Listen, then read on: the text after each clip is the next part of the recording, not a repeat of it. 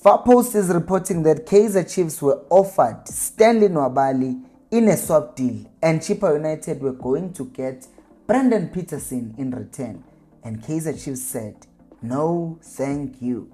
And I don't know whether this was a mistake in English, because the way that it sounds in the report that they made, they are saying that Chippa United offered Stanley Nwabali and a player for Peterson, which does not make any sense, because based on the performances of both goalkeepers in the previous season, Stanley Nwabali was actually a better goalkeeper, so it doesn't make sense why Chippa United would offer Kaizer Chiefs money. I'm thinking maybe Chippa United offered that, hey, here's Nwabali, give us Peterson and money, because Nwabali is worth way more than Peterson, so there's no way that it's the other way around. Anyways, do you think this makes sense? In any case, if Chiefs had an opportunity to sign Stanley Nwabali, do you think it would have been a mistake to reject signing that goalkeeper, or do you think, like other people, nah, he's not good enough? Moving on to Kick and Dolly. You all know that his contract is coming to an end at the end of this current month of June, and there are reports that AmaZulu and Cape Town City want to sign him. I know, and I have seen AmaZulu, they are trying to be in the conversations again of being one of the biggest clubs in South African football. But sometimes I feel like they take more than they could handle, and now they want to sign Dolly. My question is, how are they going to pay for him? Or maybe, if Kaizer Chiefs doesn't offer Kick and Dolly a new contract, then it makes sense for AmaZulu to say, hey Dolly, we're here, we're available, we're gonna give you 20,000. I don't think they'll give him 20,000. Anyways, AmaZulu and Cape Town City are reportedly wanting to sign Kick and Dolly. I'm not even gonna ask you this question because I've asked you enough. But do you think Dolly can still go do it for AmaZulu or Cape Town City? Comment on the section below. And the other person who has been given a lot of opportunities, and I wonder if this was a test for him, and this is Uzwita Kwinika, because under Calvin Johnson, he got a lot of chances. A lot of chances, which sometimes I didn't understand why he was getting so many chances. And now apparently Zwita Kwinika, the management are not really impressed by him, and they want to let him go. And that is very, very interesting, because they had this conversation with Kwinika before, and then he left, and then he ended up performing when he left Kaizer Chiefs, and then they ended up bringing him back. Now they're in that situation once again where Uzita has not performed, and now they want to let him go. I want to ask you this question. I know it's going to be an overwhelming answer to one side. Do you think that Uzita Kwinika could still do it for Kaizer Chiefs? Or do you think that, nah, he's done, he should go? Once again, let me know on the comment section.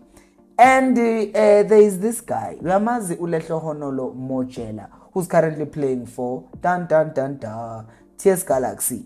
He did score that very brilliant goal in the Carling Knockout Cup.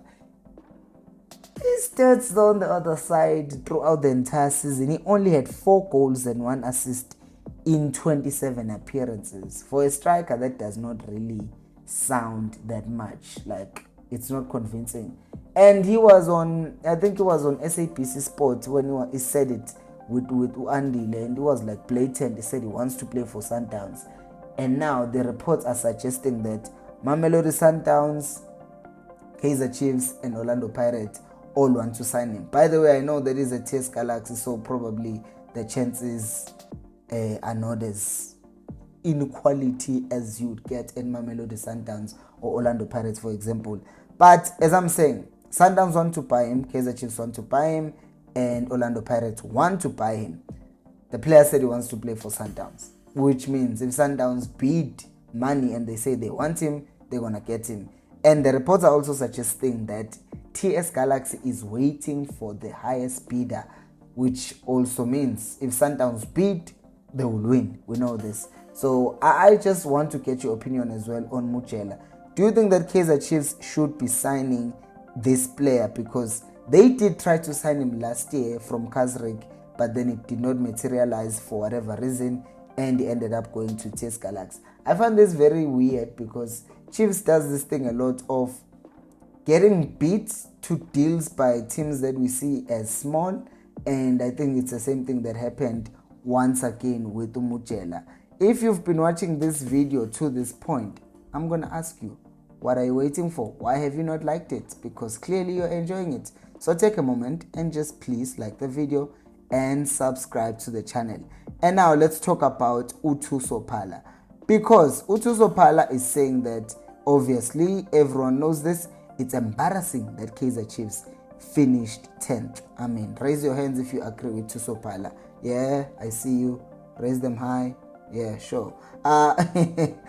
It's embarrassing. It really is embarrassing which Kaizer Chiefs did not finish in the top 8. But also it was eye-opening. So one of the reasons maybe they ended up going to sign this player. But now, my thing now is that Tusopala then says Chiefs must go and sign players from Mamelodi Sundowns. Now, I have the Mamelodi Sundowns squad in front of me as I speak, and they have just signed Esquivel, obviously is playing. Matthews, Mendieta they took from Chiefs. Well, they didn't take him from Chiefs, didn't belong to Chiefs.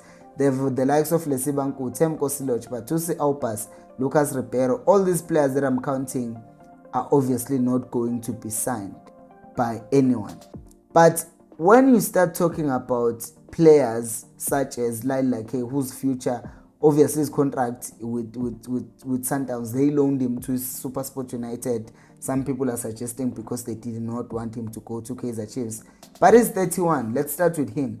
Would you like to see Laila K signing for Kaizer Chiefs, or do you think he's now comfortable enough playing for SuperSport United? The other one is Uiko Daro, who's also at SuperSport United, because it seems like that it's their development, they're keeping those players there to play. Would you want a centre forward like Uiko Daro coming to play for Kaizer Chiefs? Comment.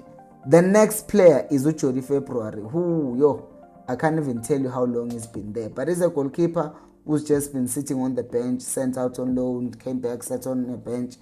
Would you like to see him come to Chiefs?